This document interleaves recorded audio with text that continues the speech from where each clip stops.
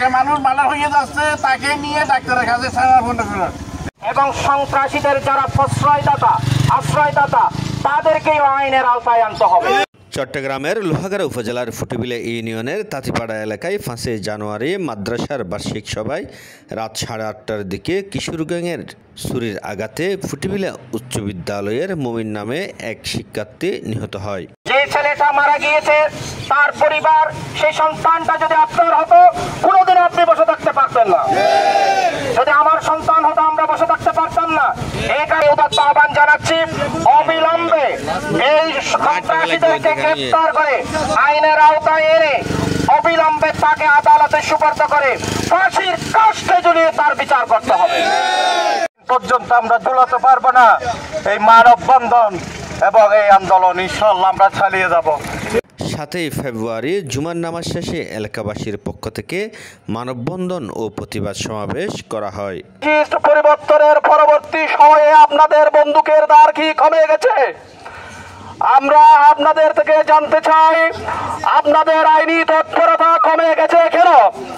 আমার ভাই হত্যা হয়ে গেছে আজকে 2 দিন হয়ে গেল, এখনো কেন খুনের মূল আসামিরা ধরা ছোঁয়ার বাহিরে আজকে জানতে চাই।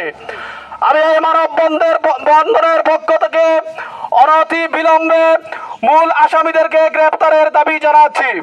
কোনো মানুষ হলো তাঁতিপাড়া হলো মানুষ সহযোগিতা না করে, সিএনসি ড্রাইভার আঙ্কেল আর ভাই ওরা হলো কে সহযোগিতা না করে।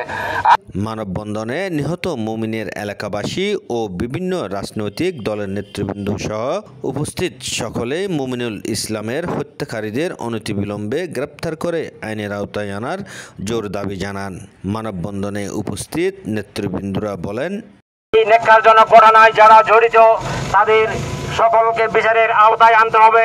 দাবিতে আমরা এখানে সমবেত হয়েছি। এই গণজমায়েত থেকে তাঁতিপাড়াবাসীকে জানাতে চাই, আপনারা খুনিদেরকে আইনের হাতে তুলে দিয়ে নিজেদেরকে কলঙ্ক মুক্ত করুন। আপনারা নিজেদেরকে কলঙ্ক মুক্ত করুন, খুনিদেরকে অতি দ্রুত আইনের হাতে তুলে দিন। না হয় আমরা এই বিক্ষুব্ধ জনতাকে নিয়ে খুনিদেরকে বের করে তার পরিবার যেখানে লুকিয়ে রেখেছে সেখান থেকে বের করে প্রশাসনের হাতে তুলে দিব। আমরা এখনো পর্যন্ত প্রশাসনের প্রতি শ্রদ্ধা রেখে, প্রশাসনের প্রতি আস্থা রেখে মব জাস্টিসের হাতে তুলে নিই নাই। আমরা এখনো পর্যন্ত প্রশাসনের প্রতি আস্থা রাখছি। কিশোর গ্যাংকে ফুটিবিলা থেকে সমূলে উৎখাটন করতে হবে।